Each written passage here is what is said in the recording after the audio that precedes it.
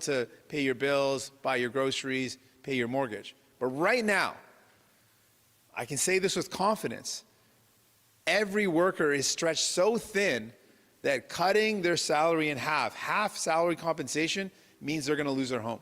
They're not going to be able to afford to pay their bills. They're not going to be able to put food on the table. And so this is what we got to do. We got to fight back. We got to fight back and defend our country. Step number one is, if any business thinks they can take the manufacturing equipment in any factory here in Windsor or across this country, they think they can take any equipment out of it, they got another thing coming. Not a single piece of equipment should be taken out of any of our companies here in this country. We invested in that equipment. Canadians invested in that equipment. We're not going to let a single piece of equipment, a single piece of manufacturing equipment leave this country.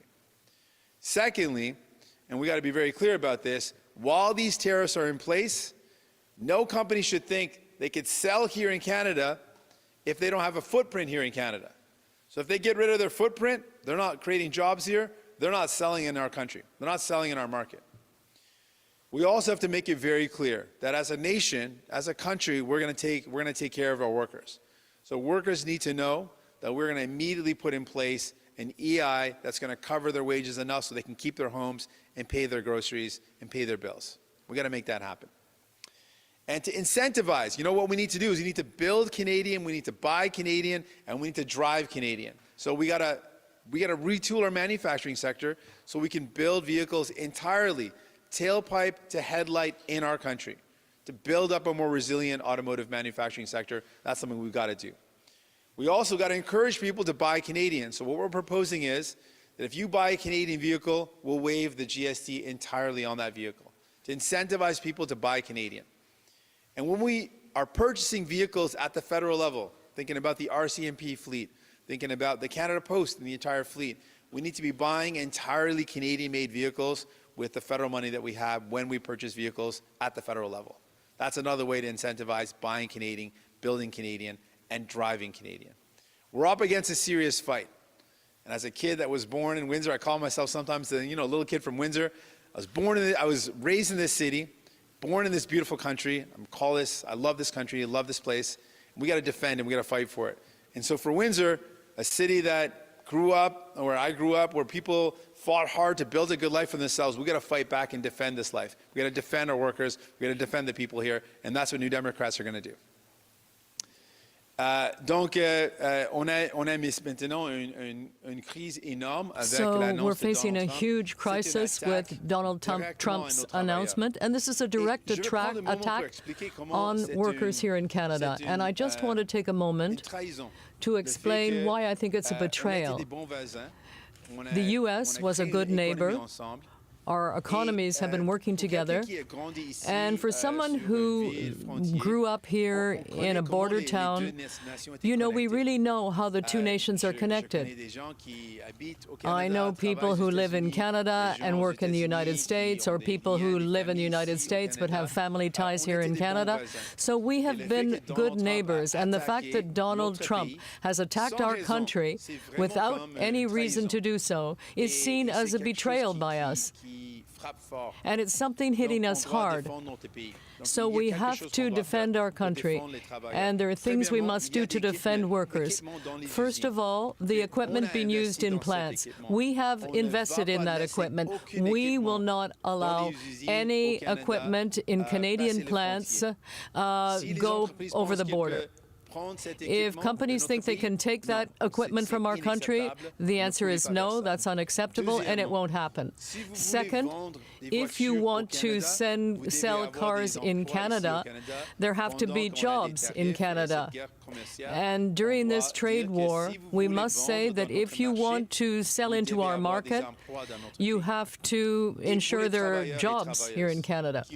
And for those workers who are worried now, worried they'll lose their jobs or that they won't have the ability to pay their bills or buy groceries or pay their rent, or pay their mortgage. There must be an employment insurance program that covers them. So what I'm saying is that we need an emergency plan put in place on employment insurance that will cover these workers and give them the confidence that they can afford to pay their bills and their rent and their mortgages.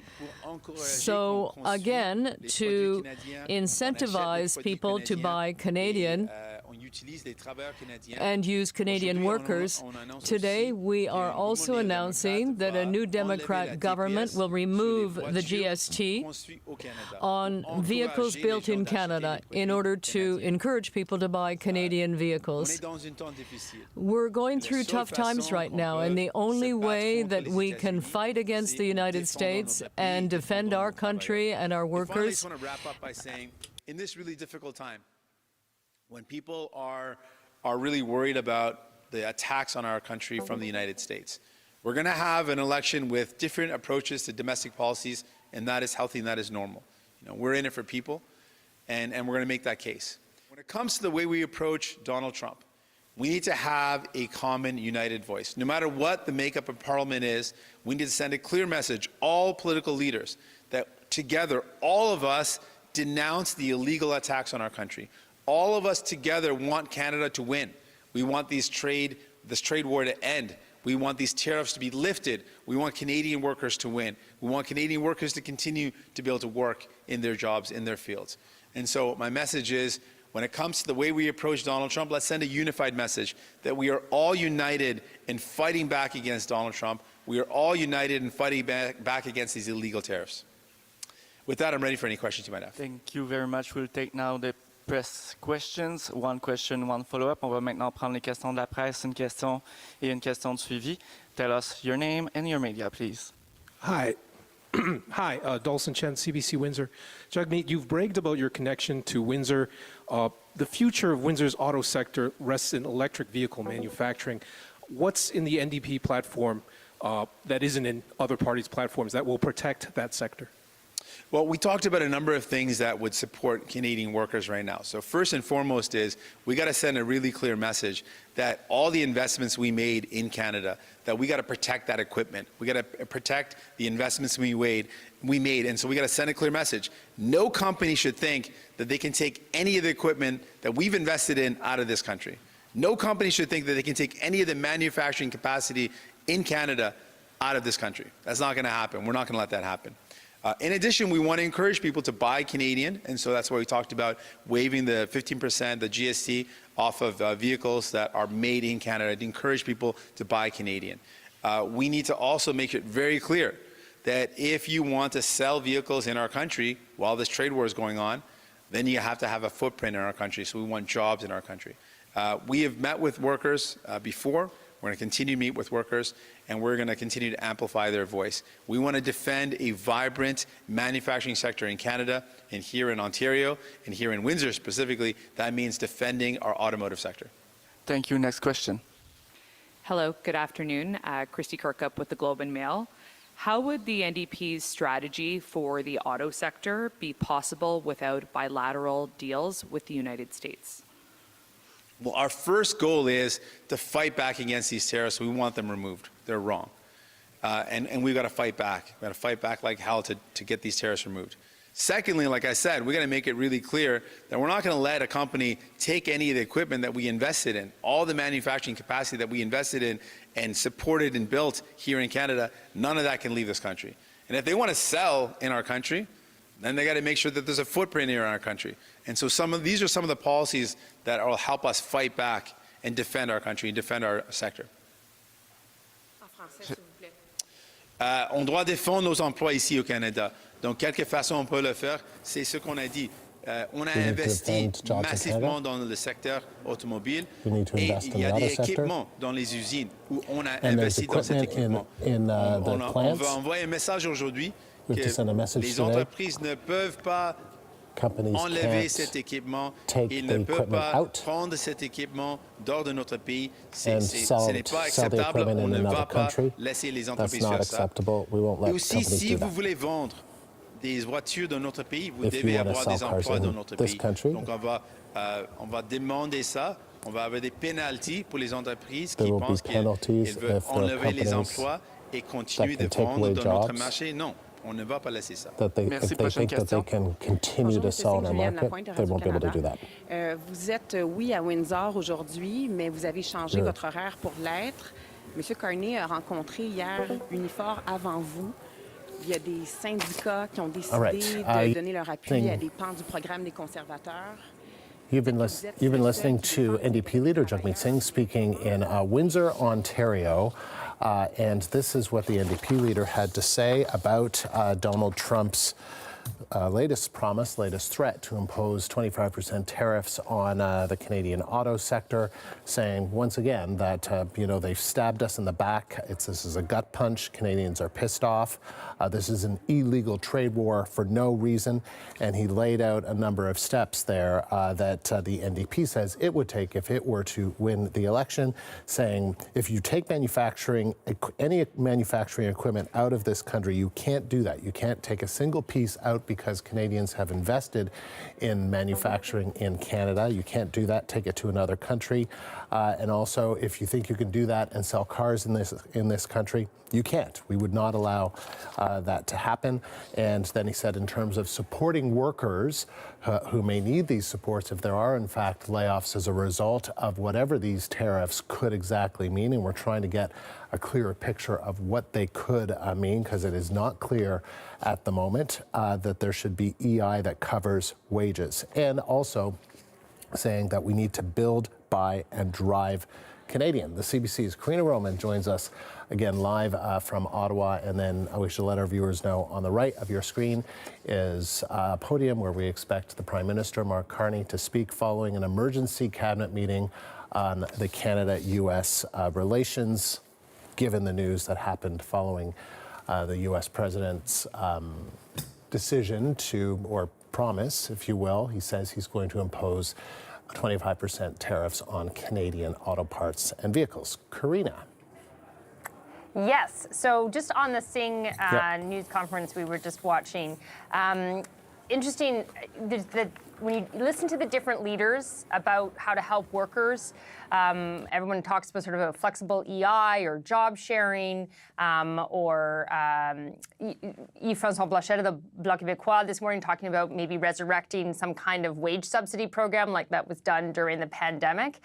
So there is a recognition that something has to be done. It's just we'll have to see how it's done and what the government chooses to do based on all the options there. But a salient point from Jagmeet Singh is, if you do a job share or you're on EI, which is not the same as a salary, it has a knock-on effect. Then people can't afford their houses, and then it's not a sustainable way forward to deal with what could be a long-lasting trade war. So I wanted to point that out as first. I also did think it was interesting just about this whole ban that he's proposing on asset stripping, so that if a car manufacturer wants to say, okay, you know what, we're just going to do what Donald Trump wants, we're going to take our plant and move south.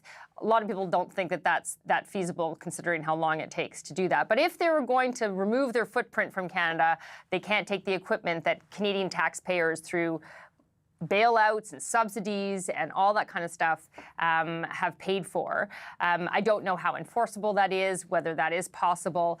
But we did hear, I believe our colleague Megan Fitzpatrick was talking to many workers this morning, or it might have been someone else, but one of the workers basically saying that he would defend the equipment in the plant. The plant does not lose it, the equipment does not leave the plant, and he would defend it with his life. So I do think that that does speak to the people on the ground who are watching fearfully what they're seeing. Yeah, and I think, Karina, what may be alluded to there is going way back to the financial crisis during the Obama years when Stephen Harper was Prime Minister of Canada.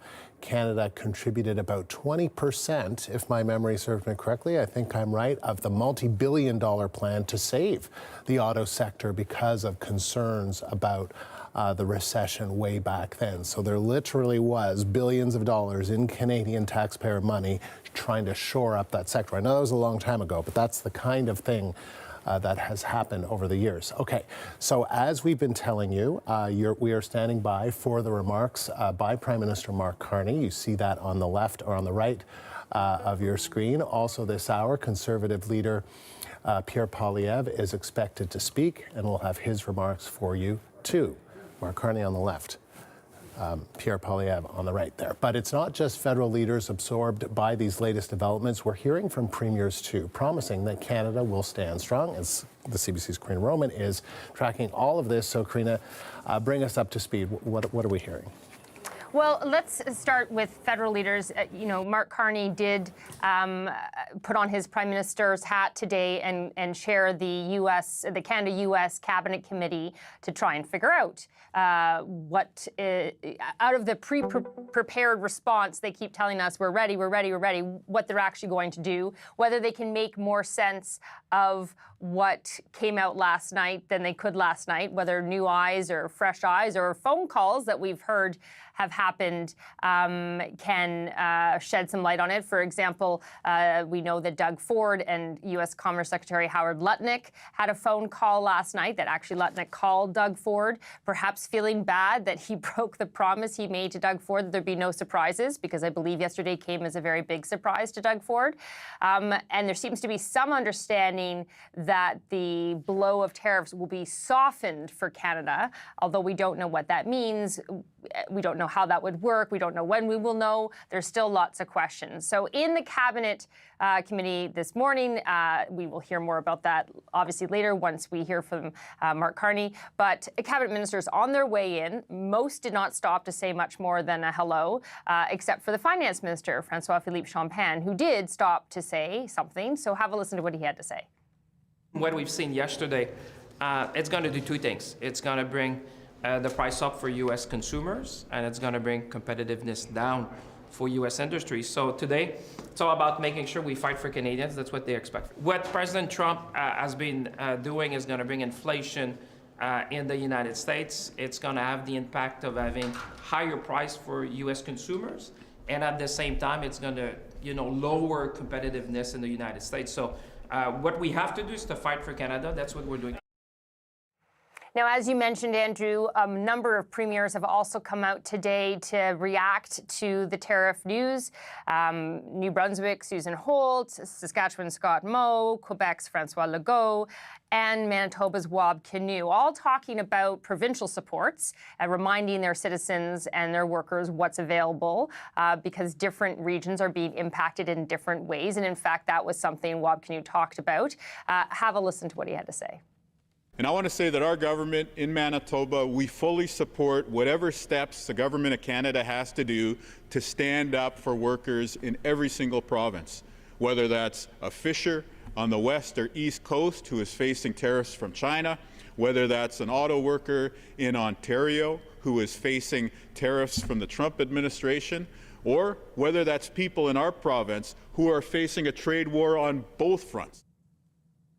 So that's what we've heard so far, or a snippet of what we've heard so far. And we're now waiting, of course, to hear both from Mark Carney and from Pierre Poilievre. So I believe, Andrew, there's probably lots more to come and to hear and to ask. There is lots more to come. And just to join us to talk about it all, to kind of just expand it out some more analysis on all of this. Karina Roman, of course, is here with us, and so is the CBC's chief political correspondent, Rosemary Barton. Rosie, good to see you. So, Rosie, to help you kill time is what I'm here to do, Andrew. No. Insight, analysis, context, so many important things. Rosie, so what do you know about what may be happening kind of behind the scenes right now, and when we should expect to hear from the Prime Minister? Yeah, we're told he's about 10 minutes out. I will say that this Prime Minister tends to be quite punctual, so I would imagine that there is a reason that he is delayed. Listen, we know that there was still confusion on a number of fronts about how this tariff was going to be applied here in Canada. And we know that Doug Ford, the Premier of Ontario, as Karina's been talking about there, who has developed a relationship with the Commerce Secretary, Howard Lutnick, got some sort of suggestion from him that it would not apply in the same way to Canada, that it would be a little bit different. But, the executive order last night sure made it sound pretty bleak for this country and the auto sector. And so that's why everyone is reacting and preparing the way they are today. I expect we will hear from the Prime Minister what action is required in terms of retaliation. And what we see on April 2nd will determine what that looks like. We know, of course, that there are more counter tariffs that are ready to go. The Prime Minister also talked yesterday about other measures, other trade measures that he would be discussing with those key members of his cabinet who are on the U.S.-Canada Cabinet Committee. And so, we're going to hear more about what the strategy will be and what kind of conversations have been had, because Dominic LeBlanc also spoke to Howard Lutnick a couple of times yesterday. So we're kind of used to this by now, right? This kind of threat without understanding the details, and a need for Canada to prepare. What we are not used to is this happening, not even a week into a federal election. And just so people understand, although Mark Carney is the Liberal leader, he of course remains the Prime Minister of the country and has ongoing authority, executive authority, and ability to respond to things that are serious of this nature. There is nothing that prevents him from moving into his prime ministerial role, meeting with cabinet, and coming up with some sort of action to respond to it. What he can't do as prime minister during an election is, go around promising all sorts of money or doing things that is not urgent. It has to respond to an urgent need, and certainly this is an urgent need that requires some sort of government response. And that's why, Rosie, just for full transparency to our audience, that's why you're hearing all of us refer to him as a prime minister, because he is off the campaign trail and he is dealing with clearly yet another moment in this U.S.-Canada trade war that requires the prime minister hat as opposed to the Liberal leader campaign hat. That's right. So, Rosie, let's just talk a little bit about it. I don't know if you caught, I was kind of intrigued or listening to Dwight Duncan, who's a former Ontario finance minister, who was saying to me, I said, well, what about these conversations that are happening, not President and Prime Minister, but between the International Trade Minister, Dominic LeBlanc, and Howard Lutnick, the Commerce Secretary? And he kind of dismissed that and said, I don't know. I really wouldn't take what is said at that level seriously. And we don't even know what Donald Trump even says. And sometimes the executive orders that get signed, I mean, everything kind of, the devil really is in the details, and we often don't really know exactly what those details are, when they're coming, how long they're going to last. I mean, it really is quite chaotic and confusing to deal with. Yeah, and I think part of that is intentional, and I think part of that is because so much of this is driven directly by the president himself. Certainly, yesterday at his press conference, Mark Carney's press conference, he did sort of hint at a desire to get on the phone with the president. That is not something that he did in his first 9 days as prime minister before this campaign started, and there was some criticism from his opponents last night about not doing that. His position has sort of been, I'm not going to engage in a broad negotiation with President Trump if he continues to say things about our sovereignty and threaten our sovereignty. But he has always said he's happy to get on the phone with him if that becomes necessary. So, that is out there. I will say that because of Mark Carney's resume, he has met Donald Trump a number of times, whether it be at G20 meetings or other things of that nature. He has encountered Trump in his previous administration and then in other venues as well. So they do have some sort of relationship. I'm not sure how deep it is, but so whether that happens or not, I am not sure. But this other outreach that's happening, I don't think it is. I don't think it is damaging. I think it is is helpful for cabinet ministers and cabinet secretaries to be talking. It has helped to get things delayed, right? We saw Doug Ford back down on the energy threat after talking to Howard Lutnick, and there was a little bit of give on the U.S. side as well. So I think it is just one of those things where as many pressure points as possible is really critical. I think what is also fascinating about this moment, of course, is we are in the midst of an election campaign. The Prime Minister is allowed to do whatever he's going to say today, but it is obviously an advantage, right? It is an advantage to be the Prime Minister, to look prime ministerial, and to be taking action against Donald Trump at this point in an election campaign. There is risk involved, for sure. If Donald Trump doesn't, listen to you, if he escalates things, if it gets worse and then you look like you don't know how to manage him, that is all fair.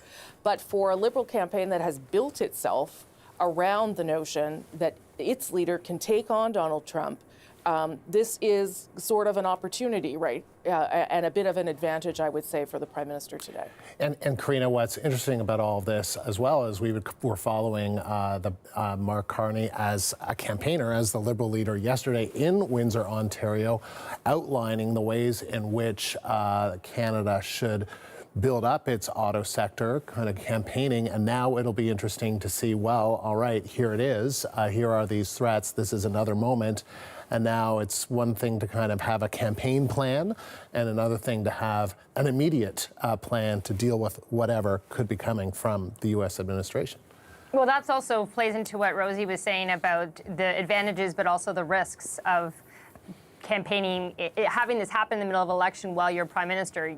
You're campaigning and you're also having to act.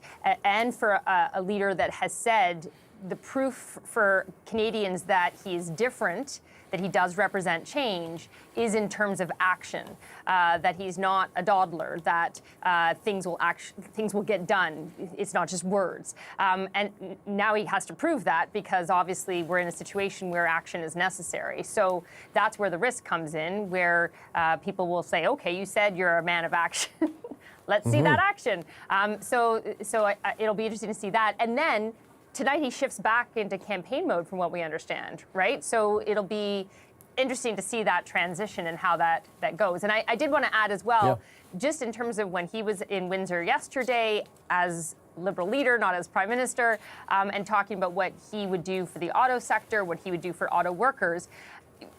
Obviously, there's different ideas coming from different parties, but not everything he said was that different from what Jagmeet Singh said. Today in Windsor, when Singh pivoted to Windsor instead of his original destination to try and meet the moment. So there is some overlap there as well. And I don't know how that plays to people. I don't know whether that's comforting to people or people worry that there's not enough differentiation, but there are probably a limited list of things that can be done, and so they're all sort of picking from the same playbook.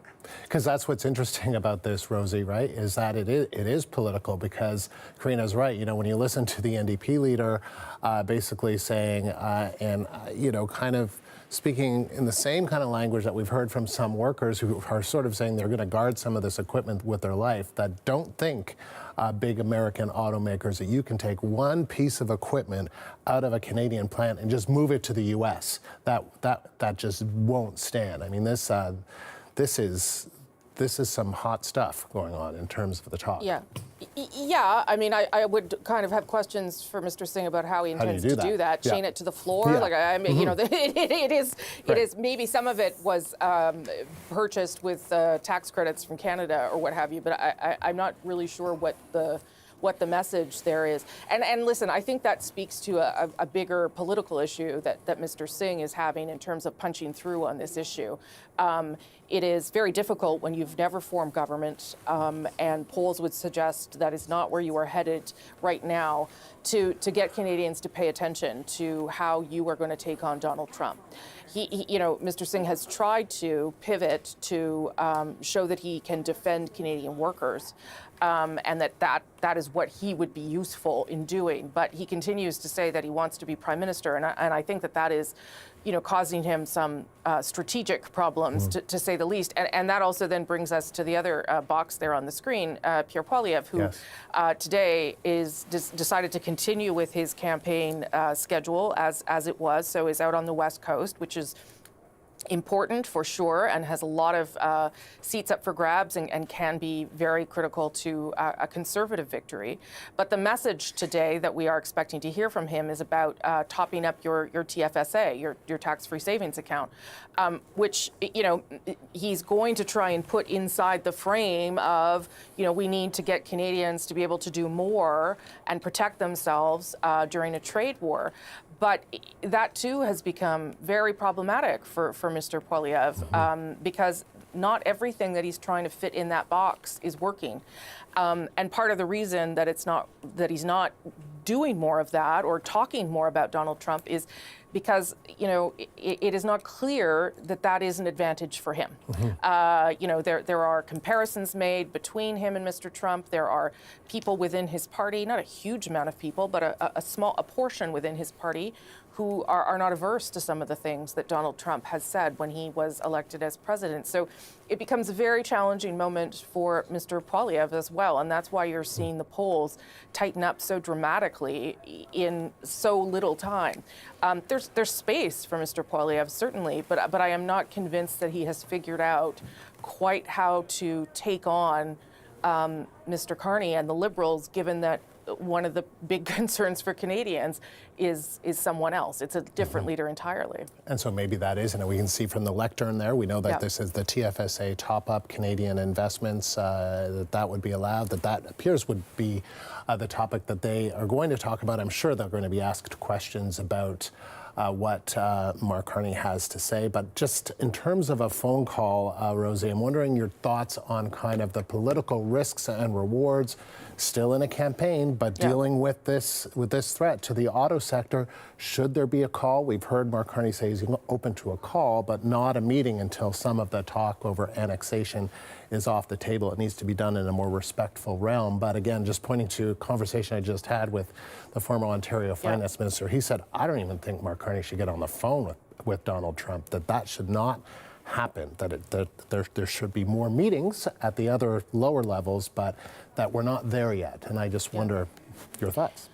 Yeah, I mean, listen, I think the real risk would be if Mark Carney went to Washington and met, I think, with the president. I think that would be a very high risk exercise given some of the things that we've seen the president do. I'm thinking of President Zelensky, of course, and the way he was treated in the Oval Office. So I don't think that's in the cards. I also don't think you would suspend your campaign as he is doing this morning or most of today in order to go do that. A phone call, again, it has benefits and risks. The benefit is that you look like you are doing your job, which is to be prime minister in this moment, and you are speaking to the very narrative that you have laid out in this campaign, that you are a guy who can deal with big issues, take on Donald Trump, and try and prevent something from happening. The risk is obvious. You have a phone call with Donald Trump and you get nothing out of it.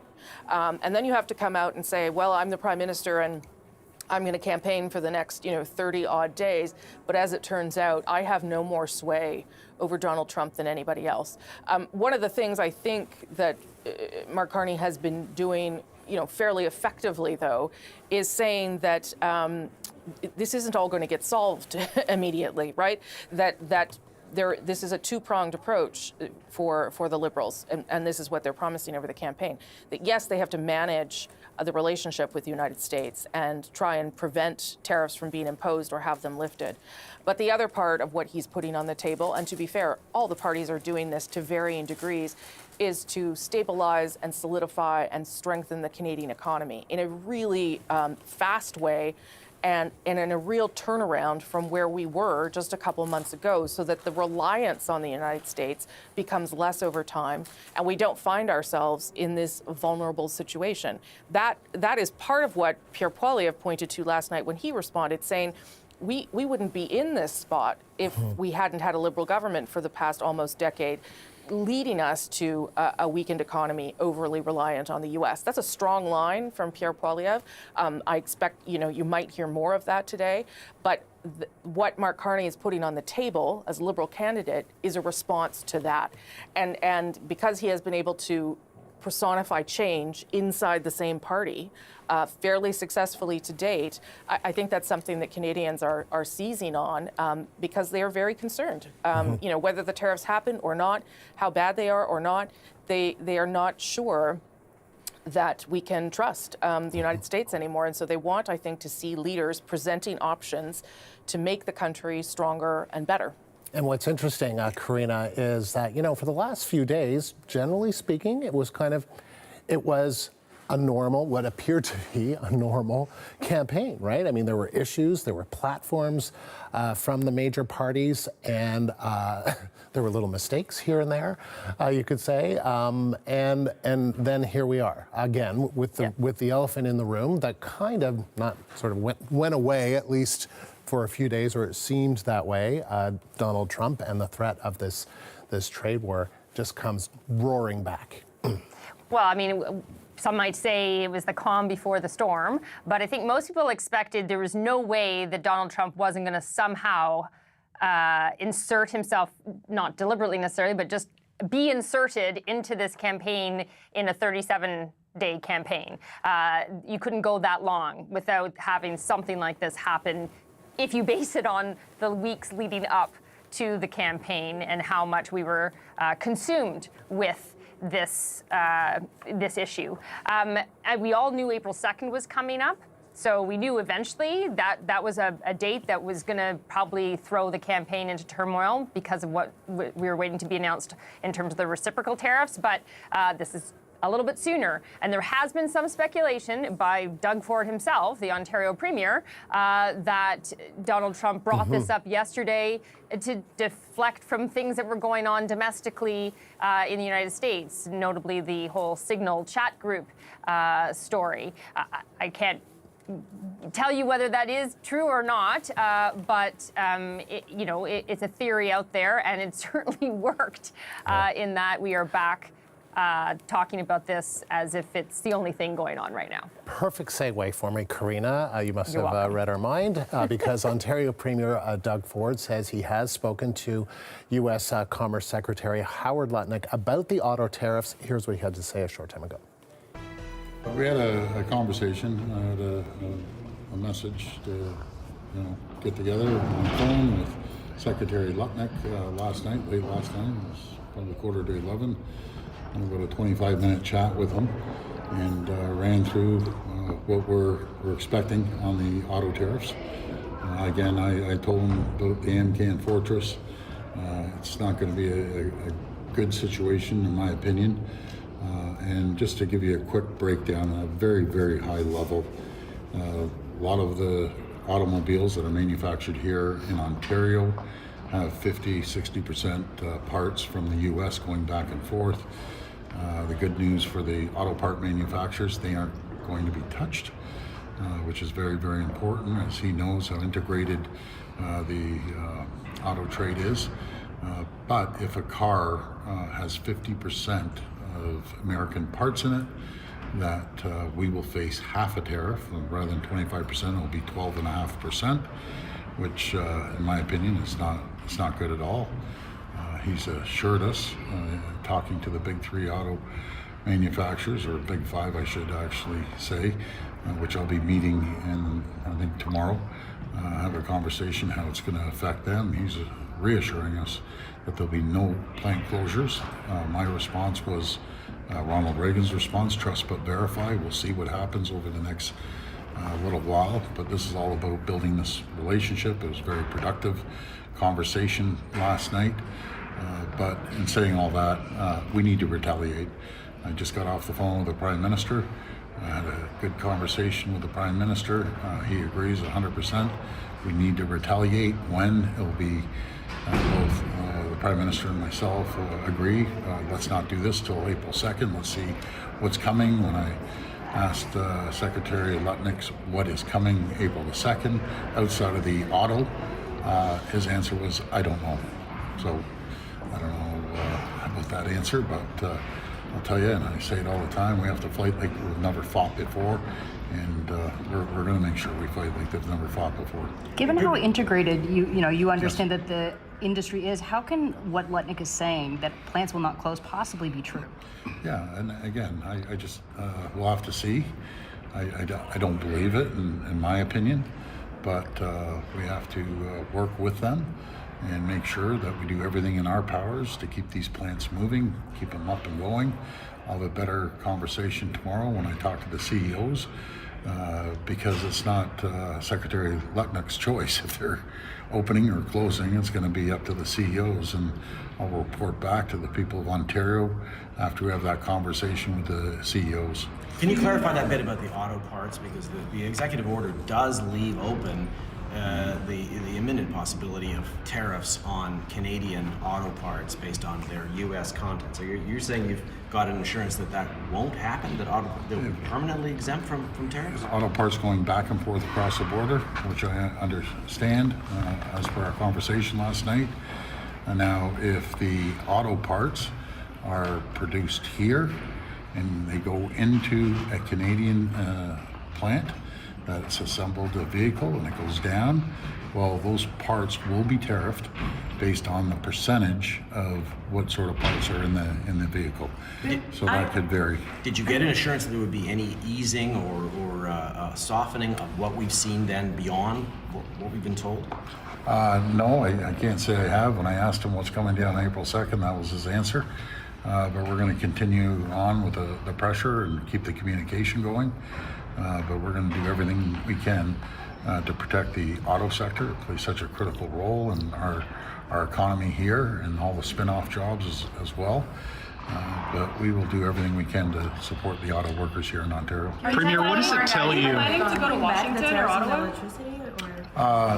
Not yet. We had our team down there this week, and we had them down last week, and I was down the week before. I can schedule a trip maybe after April 2nd and see exactly what they're proposing. But this is just a tariff is a tax on the American people. I'm not sure if they don't understand the supply chain, because the supply chain, as I've always said, you can't unscramble an egg. You have to make the omelet a lot larger. And I mentioned that to him about the Hamcan Fortress as well. Americans need us. I told him that I talked to a tremendous amount of Americans and they just don't agree. Number one. I said, number two, from the Canadian-owned companies or Ontario-owned companies that are down there that have approximately, I think it's 170 some odd plants, they don't have the people down there to fill the jobs. So we're going to find out how we're moving forward on this. Premier, what does it tell you that that Secretary Lutnick doesn't know what's coming on April the 2nd? How do you deal with that? Well, I think he has an idea, and or maybe he doesn't. That's even scarier if he doesn't. So let's see what they come forward with on April the 2nd. But we're prepared. We're ready. We're going to have a FMM call with all the premiers tomorrow, and we have full communication going back and forth, not only with Secretary Lutnick as well as the rest of the premiers and the Prime Minister as well. He's doing a fine job. Ontario Premier Doug Ford, they're laying out the details of a phone conversation that he had with the U.S. Commerce Secretary Howard Lutnick, who says that there will be a smaller tariff on if America, let me get this straight, and maybe Karina Roman and Chief Political Correspondent Rosemary Barton can help me out. I'm only laughing because the math does get a little bit complicated. I take the seriousness of it all, but I think if it's 50%, if the car is 50% American parts, then the tariff goes from 25 to 12.5%. But Doug Ford basically saying not good at all, that he got some assurance from the Commerce Secretary saying that that won't lead to plant closures. But how can he say that? He said, Doug Ford said, I don't believe that, but also that he spoke with the Prime Minister, with Mark Carney, about retaliation. So, Rosie, what did you make of what we heard there? Yeah, so I understood it the same way as you, that if 50% of the parts going into the car are American-made, then the tariff itself of 25% will be cut in half. I mean, great. You know, throw us a bone, I guess, but I think the Premier makes a good point. That is not going to be enough to sustain the deeply integrated automobile sector between Canada and the United States. You know, he also said, I'll trust but verify, quoting Ronald Reagan. Like, we'll see how this goes. A couple of other things I thought that came out of that, though. First of all, that he has had a conversation with the Prime Minister about retaliatory action, that they both seem to agree that that needs to happen April 2nd, so not before. They'll wait and see what happens. That he got no further clarity from Howard Lutnick about the 25% tariffs on everything that we are possibly expecting on April 2nd, this universal reciprocal tariffs that the president has been talking about. And Doug Ford said that there would be a First Minister's call tomorrow to try and get premiers, you know, on the same page as much as possible. A couple of premiers don't seem to be on the same page necessarily. Daniel Smith and Scott Moe are two of them, but to at least have a call so that they know where they are all at. I should tell you that we are told now the Prime Minister is delayed possibly another 15 minutes.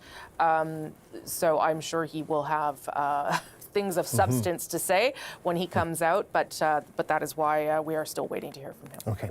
Karina, just your thoughts there on what we heard there. Now, also, I thought it was interesting when Doug Ford was asked, well, you know, so Howard Lutnick basically said, I don't know what's happening beyond this auto sector executive order on April 2nd, and Doug Ford said, well, maybe he does know, but then maybe he doesn't, and then that's even scarier because, I mean, that's just, as we've come to realize, it's been now 2 months and 7 days, so whatever that is, of Donald Trump as president again, and just, you know, how complicated it can all be in terms of figuring out what's going to happen. Well, it's funny you say that because I actually put little asterisks beside that line because it goes to show what we're dealing with, right? There's the unpredictability of a president and an administration, but it's even unpredictable to the people closest to Donald Trump.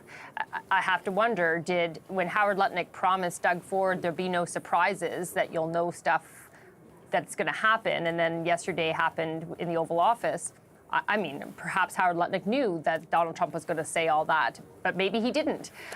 So it is really hard to gauge, which is why the premiers who have been, along with the federal government, but, you know, really working on their relationships with U.S. officials, whether it's, you know, Howard Lutnick or governors, they keep getting asked how useful that is. And I think most people believe that, you know, it's better than not talking, but it might not be having the same impact that it did during Trump 1.0, because then it seemed that more of them had the ear of Donald Trump, and Donald Trump could be convinced of things, and now it feels a little bit more like they're talking to people who you know, take in the information, perhaps try and convey it to the president, but we're not sure that it's getting through in the way, or else maybe we wouldn't be here today in this situation.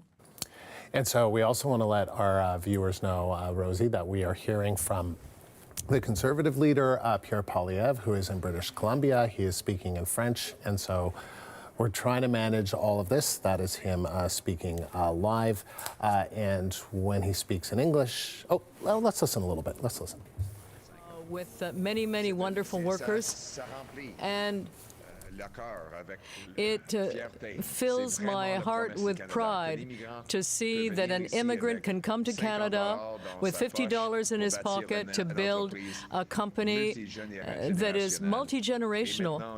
And now I'm certain that Tony is there, and he's proud of Angelo. Where is Angelo? Angelo, I'm sure that your father is proud of you and the work you've done and how you've built up this company. And we want to recreate that wonderful promise of Canada, where anyone from anywhere can realize their dreams by working hard. So the choice for Canadians in the next election will be, after the lost Liberal decade, where costs and crime went up and our economy became weakened in relation to the United States? Do the Liberals deserve a fourth term? Or do we need a new Conservative government that will put Canada first by cutting taxes, greenlighting resource projects to bring back jobs to Canada, and stand up to the United States from a position of strength? You know, after the last 10 years, Canada is weakened. And we see that the system is unfair. It favors driving investment out. When the rich of the world in the business sector take their money out of Canada to invest it elsewhere, then they pay less. But at the same time, we're seeing that Canadians that invest here in our country pay more. People, like the people who are here with me today, they are united and happy to have invested in their own country. And we learned this week that while Canadians have to pay more taxes under the Liberals, Mr. Carney discreetly placed his fortune, the fortune of his company, somewhere else to evade taxes in Canada.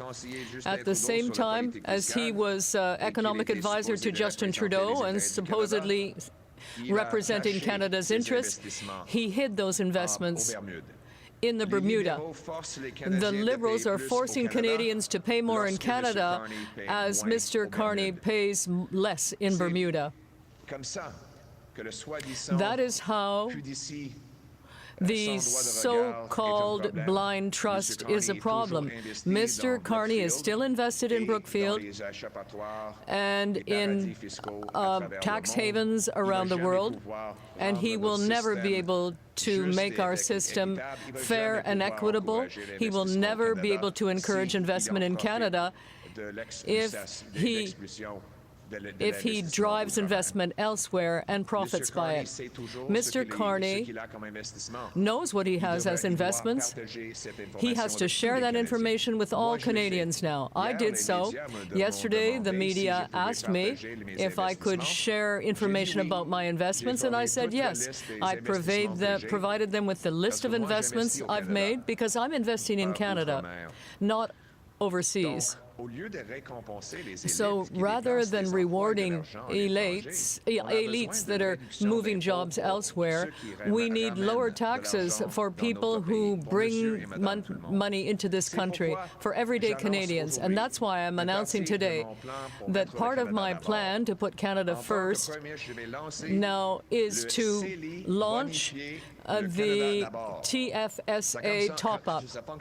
Now, this is the way it works. Obviously, we have the tax-free savings account that the Conservatives created, which allows Canadians to invest $7,000 in investments without paying taxes on capital gains or dividends, and that will remain the same. However, what will change is that Canadians will now be able to add another $5,000 of investments as long as those investments are made in Canadian shares and Canadian businesses. That will free up thousands of dollars investments to Canada, bring back investments to companies that can spend that on machinery, on new plants, and on tools to hire Canadians. The money will flow into Canadian companies who will be able to hire more Canadian workers, and that will generate taxes for the government, and that will mean that it's here in Canada, not in Bermuda or in the United States. For example, one of the common sense Conservatives behind me, Sean, said that this measure would allow him to save more easily for his retirement, while at the same time allowing him to keep his money in Canada. While Mr. Carney sends jobs to the United States and elsewhere, we will bring them back here to Canada. After the lost Liberal decade, with costs and crime going up, and greater dependency on the United States. Canada can no longer afford a fourth Liberal term under a weak and out-of-touch leader like Mr. Carney. We need a new Conservative government that will put Canada first for a change and that will cut taxes, greenlight natural resource projects, bring back production and paychecks to Canada so that we can stand up to President Trump and the United States from a position of strength. As Prime Minister, I will restore the promise of Canada that everyone who works hard can realize their dreams, live in a nice house, on a safe street, protected by our brave soldiers under our proud Canadian flag.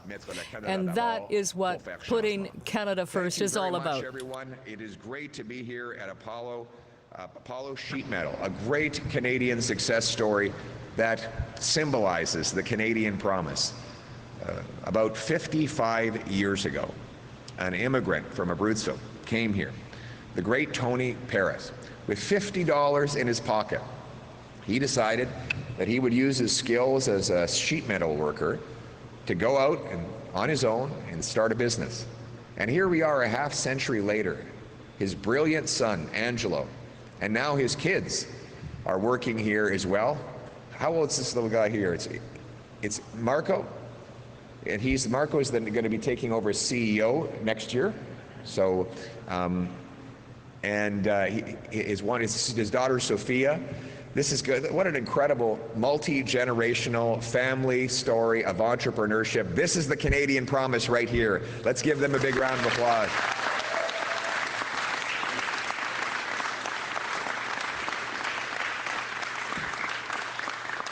They were just telling me about their incredible products, the heating and cooling systems they use.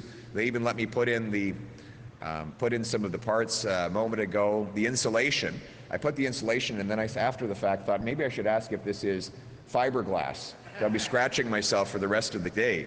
Turns out their insulation is made out of recycled jeans. So I've committed that in 10 years, when I beat these things up, I'm going to send them in, and you can use them for insulation. But what an incredible group of sheet workers, and your local union is doing a great job of fighting for your wages. But I understand that this is a company that works very closely, hand in hand, with its union partners to get great wages, a safe workplace, and get things done. That is the Canadian way. But before I go any further, I'm once again, like all Canadian leaders, forced to address yet another attack by President Trump against our economy. Here he goes again, attacking his closest neighbor and America's best friend, with new tariffs that will drive up the cost of living for American consumers and drive down American wages, while damaging a historic friendship, the best trading relationship in the world. My message to President Trump is knock it off. Stop attacking America's friends. Start trading so that we can once again become richer, stronger, and more secure on both sides of the border. That is how we will have the money for stronger military and stronger borders to secure our continent against real threats and real enemies. We will never be the 51st state, but we can once again be friends with the United States if the President reverses course on these disastrous tariff threats.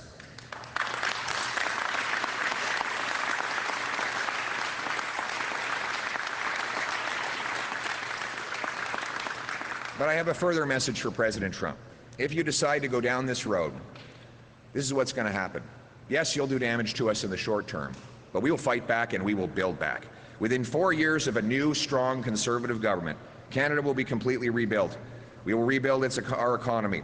We will not be reliant on the U.S. anymore, and the Americans will have lost the greatest trading partner and friend they ever had. A Conservative government will build pipelines and LNG plants, aggressively promote mines and other resource infrastructure that has been blocked for the last 10 years. We'll have new overseas trading partners. We will knock down interprovincial barriers so that we can trade with ourselves. We will send our goods to our friends on other sides of the oceans of the world. We will cut taxes and speed up permits so that we can sell our oil, gas, mining, lumber, agriculture, fisheries, manufacturing, small businesses and large businesses alike. The world needs our resources and our expertise. If you, Mr. Trump, don't want them, the rest of the world does. Under a new Conservative government, we will put Canada first for a change. We will be a nation that is strong, self-reliant, standing on its own 2 feet so that we can stand up for ourselves and stand up to the Americans.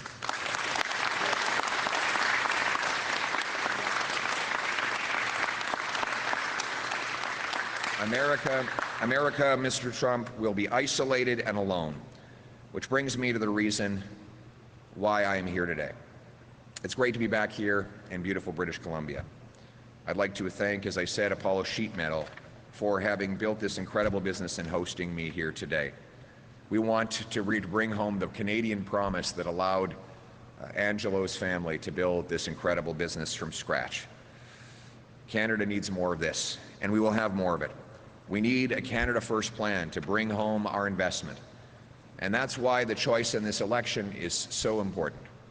After the lost Liberal decade of costs and crime up and our economy down under America's thumb, the question is, can we afford a 4th Liberal mandate in power?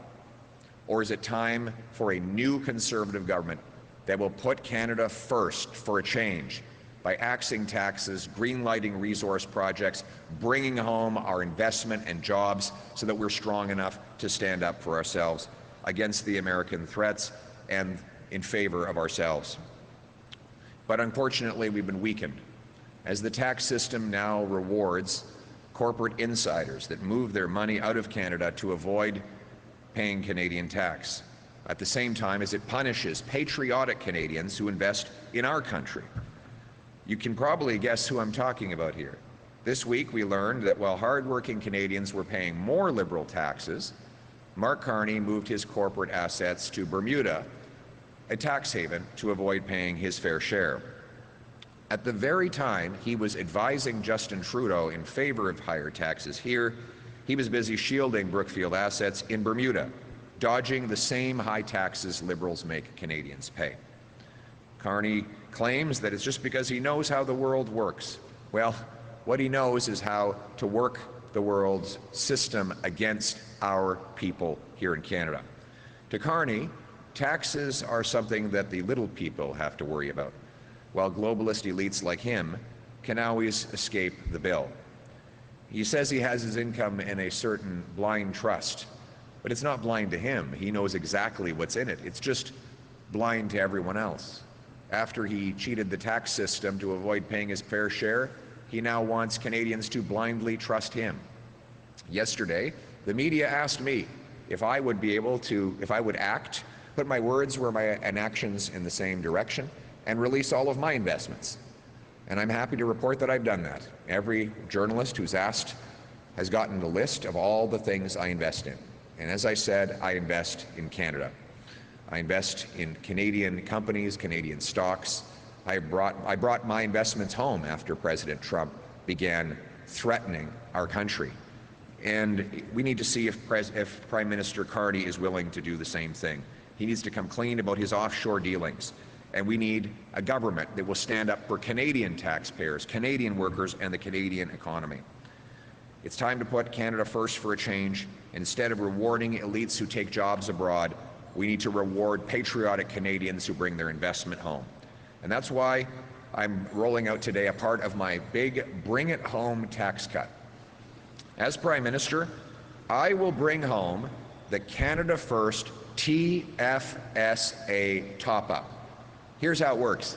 You know, the previous Conservative government created the tax-free savings accounts that allow you to put aside up to $7,000 every single year.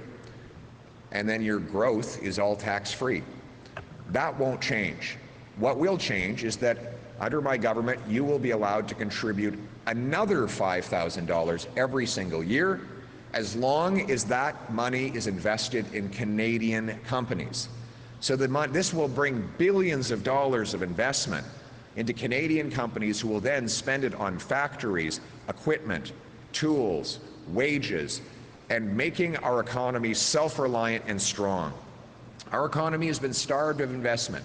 In fact, Canadian workers get only 55 cents of investment for every dollar an American worker gets.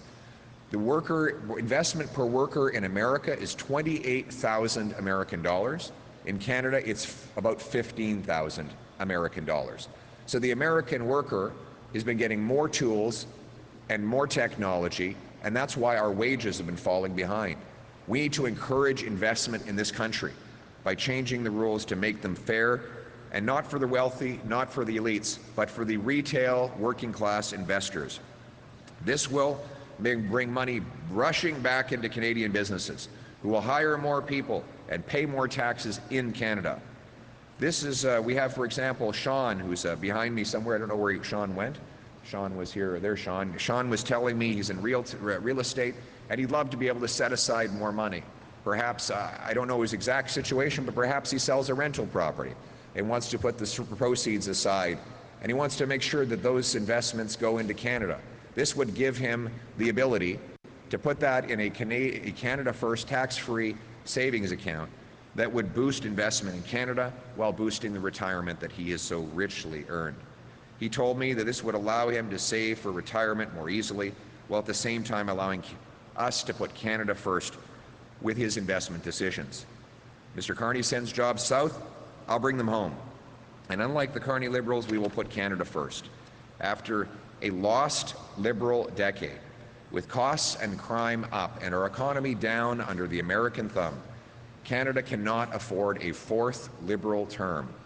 Under a weak and out-of-touch leader like Mark Carney, we need a strong new Conservative government that will put Canada first for a change, boost Canadian investment, unleash Canadian resources, create Canadian jobs, and make us self-reliant and sovereign.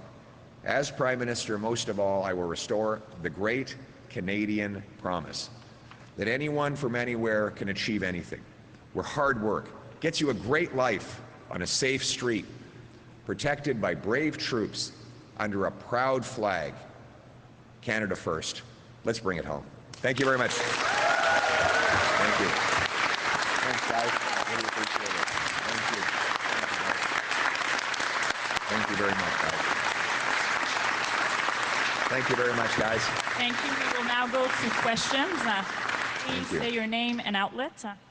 Good afternoon, Mr. Poilievre. JP Tasker from CBC News. Yes. Nice to see you. Your party had a 25-point lead in the polls in early January, and now every major pollster in the country says that you are trailing Mark Carney and the Liberals. What went wrong? What did you do wrong? We'll wait for Canadians to make the choice on Election Day. And that choice will be this. After the lost Liberal decade of rising costs and crime, and the economy down under America's thumb, do the Liberals deserve a fourth term in power? Or is it time to put Canada first for a change? With a new Conservative government, they will axe taxes, build homes, unleash resources, and bring home the jobs the Liberals have pushed abroad so that we can stand strong on our own 2 feet against the American threat. That is the choice that Canadians will have to make in the final analysis. Remember, the Liberals have the same ministers, the same MPs, the same strategists, and they're repeating the same promises that they've been making and breaking for 10 long years. We know the result. Here in BC, for example, Vancouver is the most expensive housing market in the entire world. In the entire North America, it's the third most expensive in the entire world. It now takes 100%, almost 100% of pre-tax income for the average Vancouver home buyer to make monthly payments on the average home. That's mathematically impossible. And as Mr. Carney admitted, that was the case before President Trump ever brought in his tariffs. By electing the same Liberals who have weakened our economy and driven up costs and crime, those problems will only get worse. By contrast, we're presenting a real Canada. We're taking you now to Prime Minister Mark Carney speaking in Ottawa. Met to discuss Canada's response to the latest developments in the trade crisis. Yesterday, in the latest salvo in his trade war, President Trump again imposed unjustified tariffs on our nation in violation of our existing trade agreements. This time, he targeted the auto industry and the more than 500,000 hardworking, dedicated Canadians that industry supports across our country. Now, the President of the United States is trying to fundamentally restructure his economy. It means our economy, and it means the global economy as well. And I understand and respect his goal to support American workers, but I disagree with him that this is how to help them. With time, it will become apparent that these actions will end up hurting American workers and American consumers. I reject any attempts to weaken Canada, to wear us down, to break us so that America can own us. That will never happen. And our response to these latest tariffs is to fight, is to protect, and to build. We will fight the U.S. tariffs with retaliatory trade actions of our own that will have maximum impact in the United States and minimum impacts here in Canada. We will protect our workers and our industries during this difficult period. But above all, we will build a new Canadian economy. We will build Canada strong. Se battre pour nos travailleurs. Fighting for our workers, building our economy and helping our citizens, helping to make Canada strong. It is clear that the United States is no longer a reliable partner. It is possible that with comprehensive negotiations, we will be able to restore some trust, but there will be no turning back. The next government and all that follow will have a fundamentally different relationship with the United States. Coming to terms with this sobering reality is the first step to taking necessary actions to defend our nation. But it's only the first step. Last night, the President of the United States reached out to schedule a call. I appreciate this opportunity to discuss how we can protect our workers and build our economies. I will make clear to the President that those interests are best served by cooperation and mutual respect, including of our sovereignty. Entre-temps, in the meantime, I have just had a meeting with the Cabinet Committee on Canada-U.S. Relations. I will also be calling a meeting with premiers that will happen tomorrow.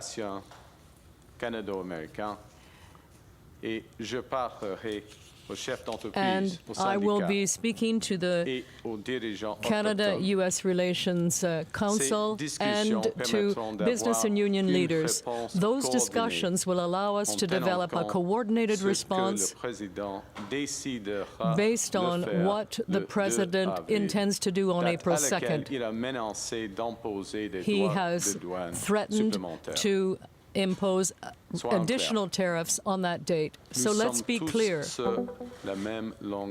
We are all on the same wavelength.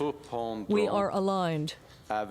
We will respond with strength. Nothing is off the table when it comes to defending our country. We're all on the same page. We won't back down. We will respond forcefully. Nothing is off the table to defend our workers and our country. Now, to my fellow Canadians, I don't want to set unreasonable expectations. The road ahead will be long, There is no silver bullet. There is no quick fix. And I know and I understand that many are feeling anxious and worried about the future. Fundamental change is always unsettling. But I have every confidence in our country because I understand what President Trump does not. That we love Canada with every fiber of our being.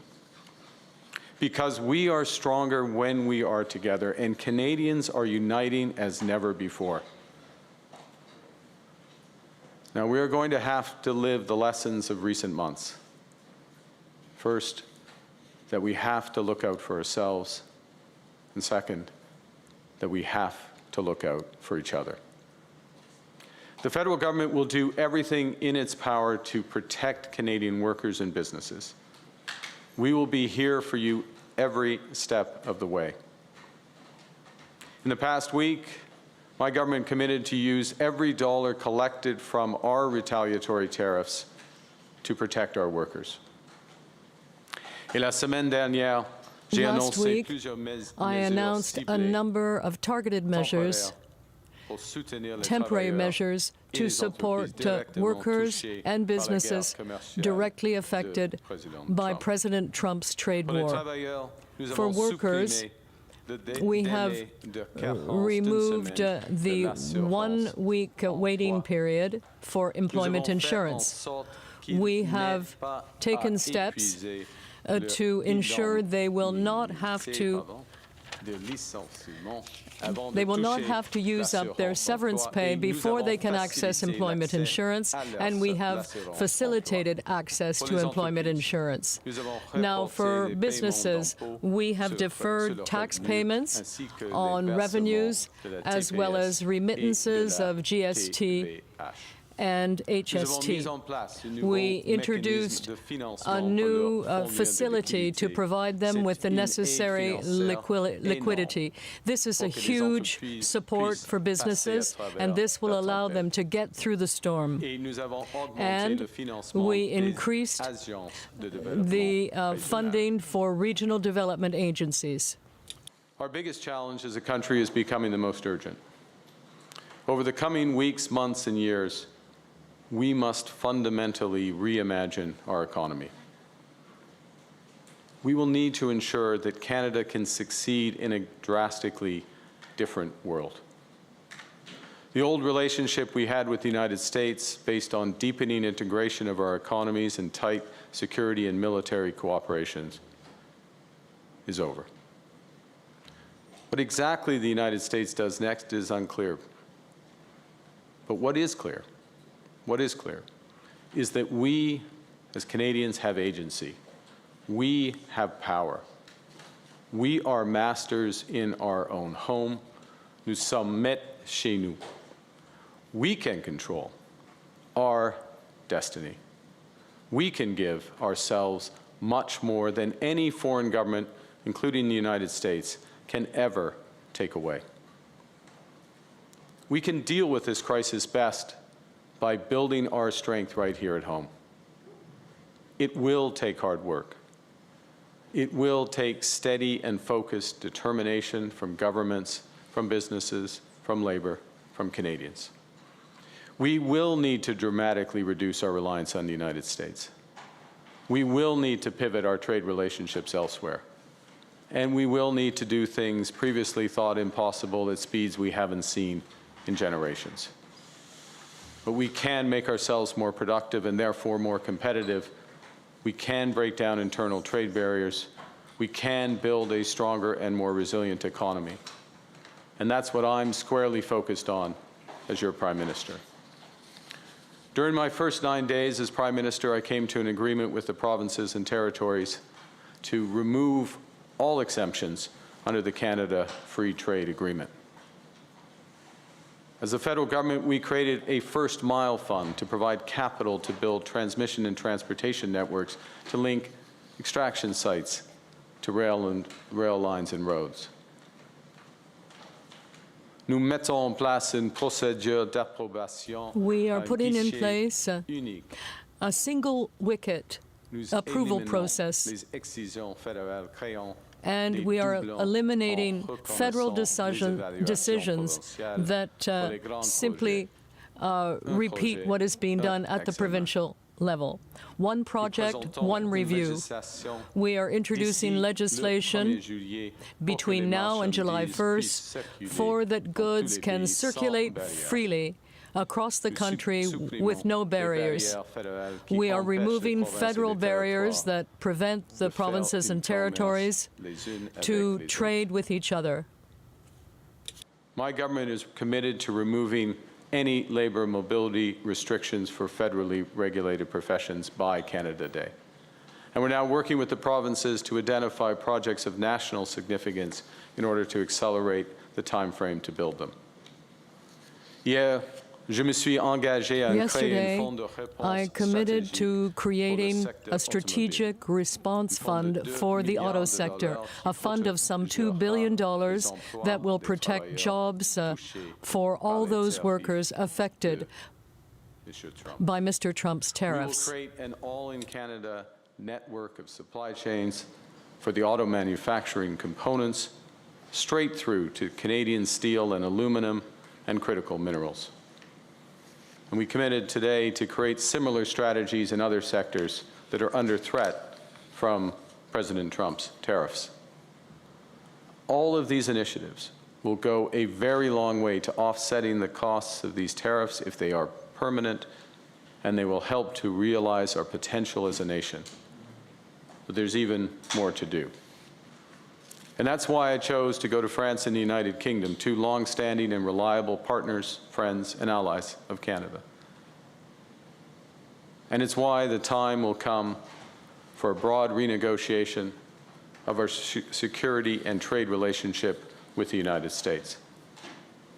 It's why I will work intensively with our partners in business, in labor, the territories and the provinces to find more ways to help Canadians through this crisis and to ensure that our great country emerges stronger than ever.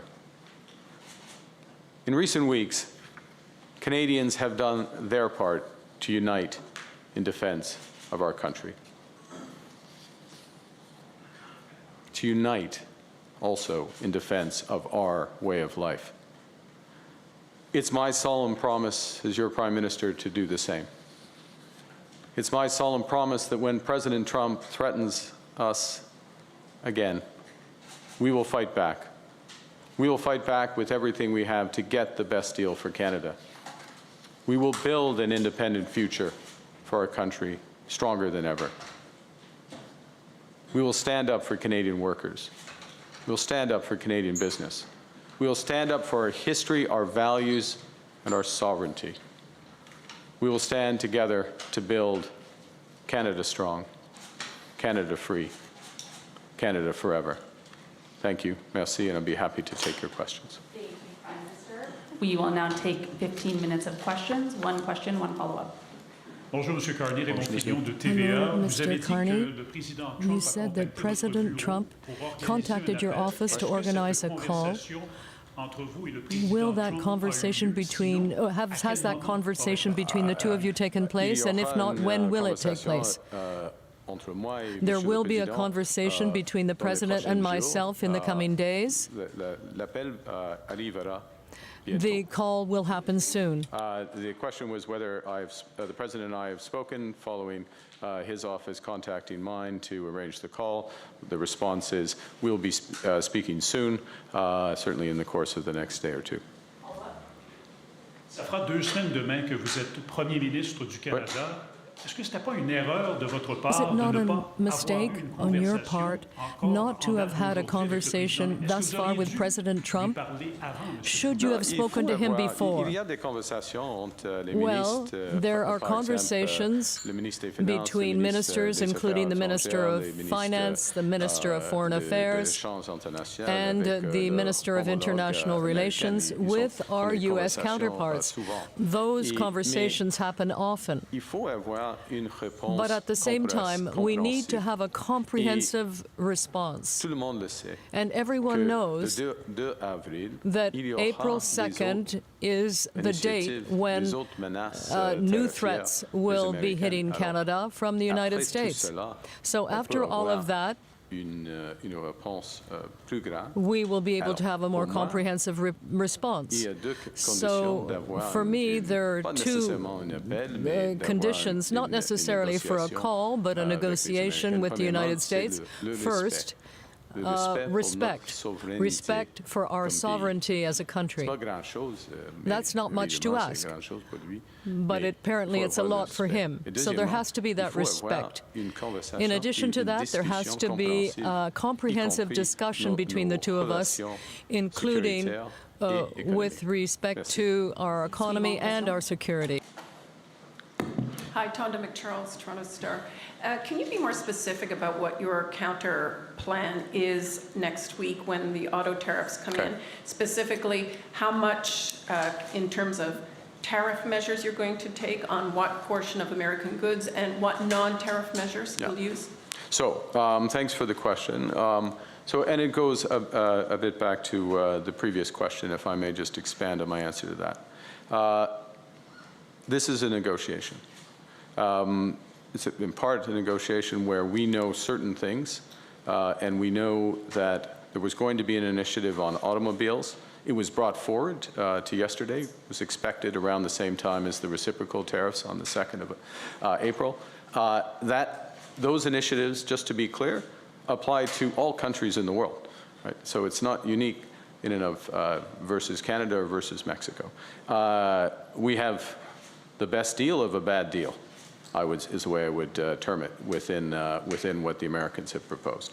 The second is that we know that there are going to be these reciprocal tariffs, as you referenced in your question, on the 2nd of April, as well as there are potential tariffs, or likely tariffs, I would put it, with respect to other, quote, strategic sectors to the Americans, forestry, lumber, pharmaceuticals, semiconductors. There was a comma after that. I'm sorry, it was a very long set of conditions, but it was to set up the point, which is that we have a number of measures that we can take in response to those initiatives. In our judgment, certainly my judgment, it doesn't make sense when there's a series of U.S. initiatives that are going to come in relatively rapid succession to respond to each of them. We're going to know a lot more in a week, and we will respond then. And in a negotiation, it doesn't make sense to tip your hand and say what you're going to do going forward. So ça c'est la circonstance en français, si tu veux. Juste le message clé. Okay. This is the key message. This is a negotiation, and there are U.S. initiatives being taken, including the tariffs on lumber on April 2nd. So it is preferable for Canada to respond after that with transparency, and that is what we will do. Other point I would make, I have discussed this with Premier Ford in his role as Council of the Federation. Obviously be discussing with the First Ministers under that guise when we convene tomorrow, and I think it's appropriate in taking a response to the acts taking its responsibilities, but makes sense to engage, and we will act. President Trump today warned Canada about responding and retaliating, warning that he will escalate his response against Canada, and your minister, Mr. LeBlanc, has spoken to Mr. Lutnick. What message, then, are you taking from that? And are you prepared to bear the brunt of that escalation threat from Mr. Trump? How much pain can Canada take? Well, look, our responsibility, my responsibility, Minister LeBlanc, Minister Champagne, Mr. Joly, the Cabinet, the government, our responsibility is to Canada and is to get the result for Canada. So our response will be calibrated in order to achieve that. We choose our own allies in Canada. We choose how we engage those allies. We are sovereign. So I take note of the President's comment. I don't take direction from it. CTV News. Will you or any cabinet officials be heading to Washington to meet with the U.S. administration? It's possible that some cabinet officials will. I think, given the timelines, the President and I will speak, as I mentioned. I look forward to the discussion. We'll see where we go from there. Follow-up? And just to follow up on Tonda's question, what do you think about President Trump threatening Canada with more tariffs if Canada works with the EU on countermeasures? Well, look, we're a sovereign nation. We take our own decisions. I take note of his comments, nothing more. Next question. Mr. Carney, Mackenzie Gray with Global News. The last time Premier Ford put electricity tariffs going to the States, there was quite a reaction from President Trump. When you're considering what the retaliatory tariffs that you bring in the future, is there a consideration to put retaliatory or export taxes on Canadian energy going to the U.S.? Look, we have many options, and we will use them judiciously. And so, on oil and gas, that is an option that you're considering putting an export tax on? Look, yeah, as I said a moment ago to Ms. McCharles, it's a negotiation.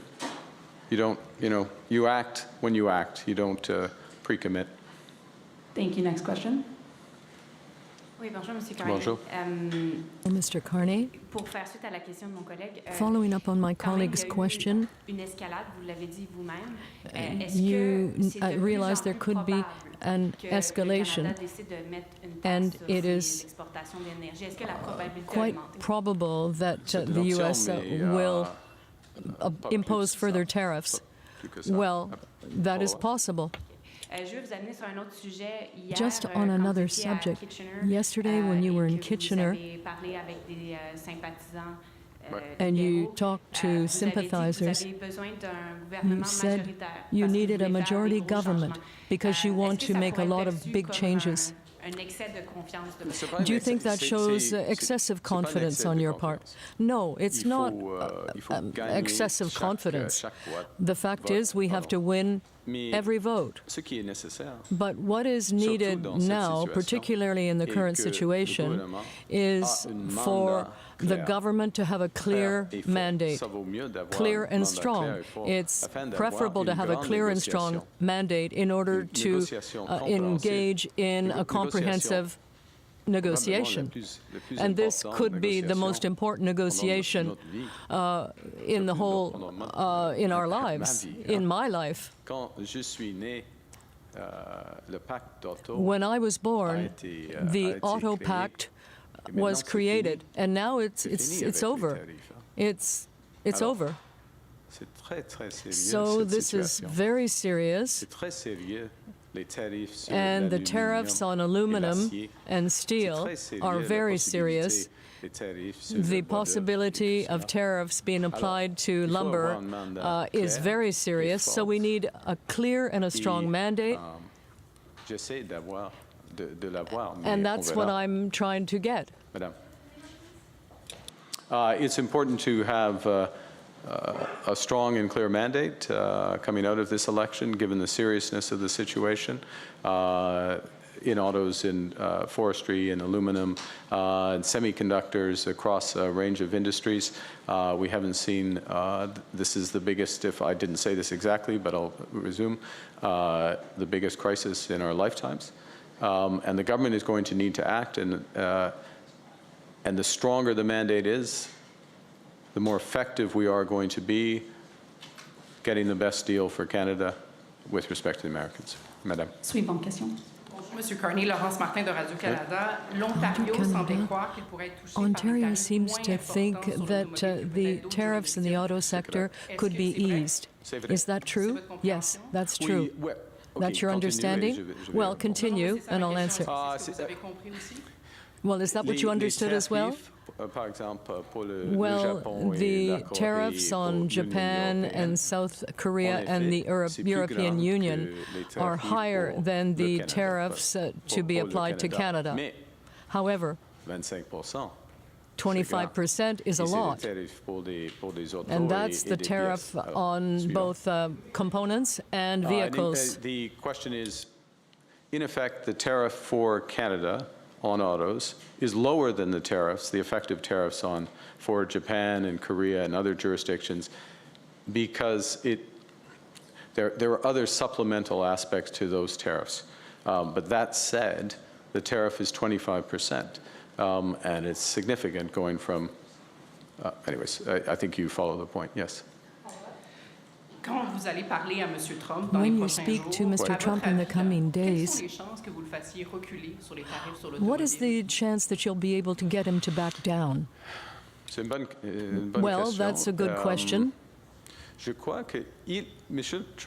I think Mr. Trump, the President, has already identified 5 strategic sectors for the U.S. economy: auto, lumber, steel and aluminum, semiconductors, and minerals. So his strategy is to use tariffs to build them up. So going backwards is difficult, but right now what we need is to change his attitude, his initiative. This trade war, I think that's possible. We'll see. But this is only one call we're talking about. It's not the end of the conversation. It's only the beginning of a negotiation, not the end. Do you need it in English? Or, yes, please, thank you. Look, the President has identified 5 strategic sectors. I listed them. Hopefully they were clear. Pharma, forestry, lumber effectively, steel and aluminum, autos, semiconductors, yes, thank you. Yes, I thought I mentioned it, but yes, semiconductors. Those are his 5 strategic areas. He will use a tariff strategy. He's been clear about this, to use a tariff strategy to repatriate as much activity of that to the United States. It's not clear that's going to change, okay? But what I said was, what I emphasized, what's essential is that there are huge parts of the auto sector where it will be necessary to change, or the damage to the U.S. economy will be much greater. Last point is, our conversation is the start of a negotiation, not, don't expect it to be the end. Last question. Emily Haas, Globe and Mail. Do you have a strategy to save the auto industry that doesn't rely on U.S. market access? Yeah. This is a crucial question, and I'm going to broaden your question if I may. I'm going to broaden the question to the 5 strategic industries I just referenced, all of which are important to Canada. And in fact, I would broaden it further to strategic industries that are important to Canada that are not on the list for the President. For example, critical metals and mineral. For example, artificial intelligence. For example, our energy sector, both clean and conventional. For all of those areas, we have been developing strategies, and we will develop comprehensive industrial strategies that work best for Canada. I'm going to give you one example, if I will, Emily, and then I'll hand back, which is we announced yesterday, for exactly these reasons, in anticipation of what happened today, it wasn't originally, or yesterday, sorry, as it turned out yesterday, the American tariffs in the auto sector, we announced the Strategic Response Fund and a series of other measures. But the core of that is to build out the auto sector and our auto supply chain in Canada as much as possible. Instead of autos going back and forth across the border 6 times and getting a tariff each time, we now know the level of that tariff, but integrating the supply chain here domestically, use a fancy term, backwards integrating into steel and aluminum to help our steel and aluminum industries that are used and encourage that, backwards integrating further into critical metals and minerals that we're going to develop. And I listed a number of things that we did at the start that agreed with provinces and the development, working very closely with Premier Ford and others on development of the Ring of Fire rapidly, because that is all relevant to the competitiveness of our auto industry, as well as good jobs there and other things. So we have a very clear strategy. We put $2 billion on the table for that. We're changing our federal procurement. We're only going to buy Canadian cars, 40,000 vehicles that we buy in federal procurement. You will see a lot more of that. That's part of an integrated industrial strategy that has the objective of having strategic economic autonomy here in Canada. That's what we want. We want to build out so that we are literally in control of our economic destiny. Now, part of that, and I'll hand back for your follow-up, part of that is going to be trading relationships with reliable partners. The question that hangs over all of this with the United States is there going to be a point in the future through a negotiation where in certain sectors, Canadian workers, Canadian businesses, Canadians as a whole can have that confidence in terms of a deeper commercial relationship with the United States in certain sectors? That remains to be seen. Follow-up. Can we sustain an auto industry without the United States? We can sustain an auto industry with, we can sustain an auto industry with the U.S. having tariffs, with access to other markets, provided we engage very deliberately in partnership, government, business, labor, to reimagine the auto sector and retool that auto sector. And that's very much what we're putting on the table, we're engaged with doing. It's part of the reason why I was in Windsor and through southwestern Ontario yesterday. That's part of the reason why I was meeting with the president of Unifor to how do we work together with labor on exactly this issue. But I'll go back to what I said a moment ago, and this is a key message for Canadians. We are going to have to do some things very differently.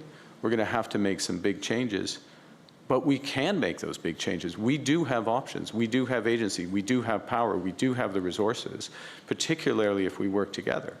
And so there is a big silver lining in this situation. We didn't ask for this fight. We've got it, and we're going to fight back. We're going to protect workers in the short term. But we're taking the lesson. We have to look after ourselves. We have to build Canada strong. Thank you, everyone. That concludes today's press conference. Thank you. I think, in fairness to the others, that's probably the end, right? Thank you very much.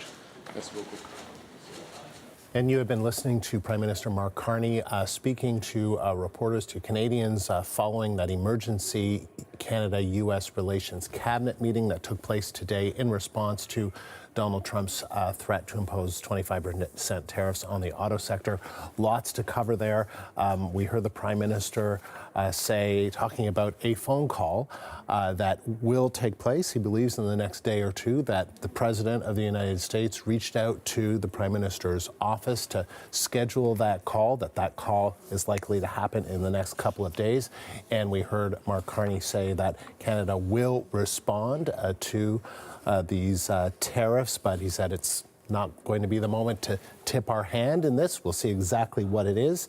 He also said that the old relationship we had with the U.S. based on deepening integration of our economies and tight security and military cooperation is over. Let's get some instant analysis on the story. The CBC's Karina Roman is here with us, and so is the CBC's chief political correspondent, Rosemary Barton. So a lot there. Rosie, I don't even know. I guess let's talk about the retaliation and what it could be, but also this phone call and some of the details around this phone call. Yeah, so there will be a phone call. I think that's clear, and it's probably just a matter of getting schedules aligned. Mark Carney's off to Montreal now for a rally, so he is also a busy person. He sort of outlined some of the things that he has announced, both as Prime Minister in his first 9 days and also on the campaign trail, that he believes will respond to some of the concerns that these tariffs will have on the Canadian economy. He said that there are lots of options. We will use them judiciously, but as we have learned, I think, a little bit about Mark Carney over the past couple of months, he does know how to negotiate. And one of the key things that he thinks is important is not to talk about it publicly, not to say, here are all the areas that we're going to go after, here's what it's going to look like. But he did lay out what he's going to do over the next couple of days, talk to the premiers, talk to his Canada-U.S. Business Council, talk to unions, talk to businesses, to try and get a sense of what makes sense on Tuesday, knowing that we're not really clear still what's happening on Tuesday. I also think, though, and this I think speaks more to what Canadians are thinking about as they listen to Mark Carney as Prime Minister, but also Mark Carney, the Liberal leader and candidate, a very complex, detailed view of what what he wants to do for the country going forward, whether it be what he calls an integrated industrial strategy to build up sectors of the economy so that this country is less reliant on the United States. And he said this is going to be dramatic. What he is suggesting is that this will change the country in a profound way, and that if possible, Canada will look to develop sectoral deals with the United States on certain issues. So, I mean, that to me confirms that in his mind, CUSMA, the free trade deal, is dead. Yep. And that he is looking now at ways to build the economy outside of the relationship of the United States, and in particular areas, and if trust and confidence is guaranteed, may still look for those one-off deals, is really what he's suggesting, sectoral deals. Talking about how this is an opportunity for Canada to look after itself. So, like, these are big ideas, but they are also big promises. And he will have to, over the next 30 days, lay out exactly what he's talking about here and how that change will happen. Because I'm sure you'll come back to Pierre Poilievre, but he was also making some of those points about, for instance, trying to get pipelines built very, very quickly. And then, that is interesting, because I think that's new, right, Rosie? To just, I know he sort of said, it's a new relationship, that the old relationship we had is over. He's used that kind of language. Sure. But to say that CUSMA is dead and that maybe there will be some faith restored in the future in some targeted sectors, that is the way he sees Canadian negotiations going forward. But interesting to say, any kind of comprehensive discussion has to be done with respect for our sovereignty, and saying that that's not much to ask. But apparently for Donald Trump, it's a lot for him to ask, and that's regarding the annexation threats. Yeah, I do think that sectoral approach is different and something that we need to pay attention to. I also think, and I won't say everything because Karina's got lots of smart thoughts too, but I also think him laying out what he views Donald Trump's strategy as was important there, going through the 5 sectors that he thinks Donald Trump is trying to get back into the United States and take control of. That gives you a very clear idea of what the Prime Minister thinks the approach is, and then I think gives the country, gives Canada the opportunity to respond if we think that is indeed what the President is after. Karina. Yes. I didn't forget about you. Okay. No, just anything that kind of stood out for you in terms of what we heard there from Mark. So to add to what Rosie said, I also thought it was interesting how he also tried to set expectations, or not necessarily lower them, but temper them.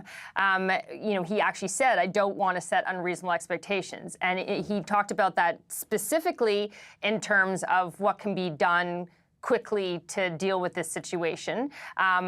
He talked about it in terms of a phone call with Donald Trump and what could be accomplished in just one phone call. And he said, it's just a first.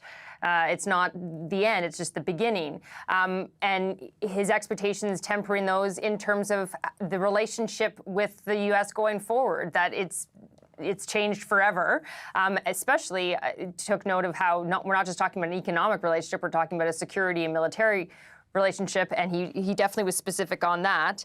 But also expectations on how his government will respond.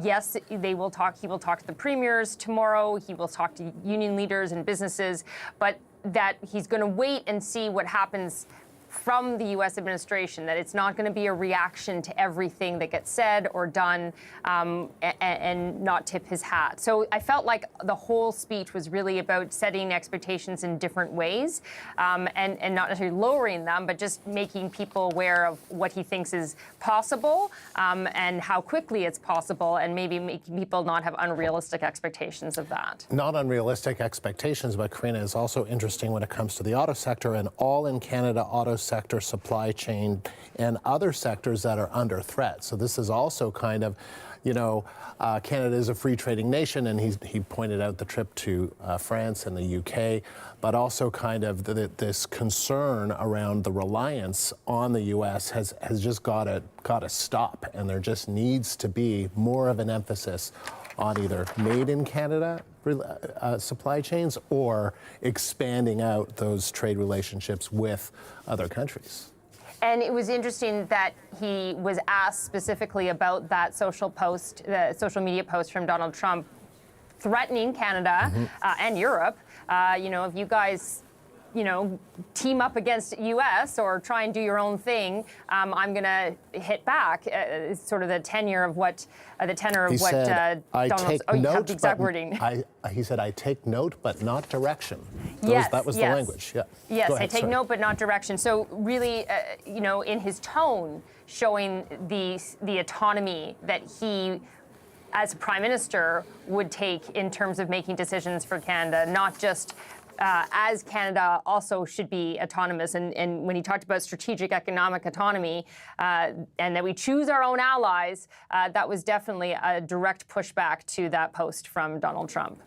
And then Rosie, also, have we gone over this? I'm sorry if I'm kind of losing any track of this, but in terms of not tipping the hand, waiting for all of the dust to settle, there won't be any turning off the lights or anything or any kind of, it sounds like they're really kind of waiting to see how this plays out.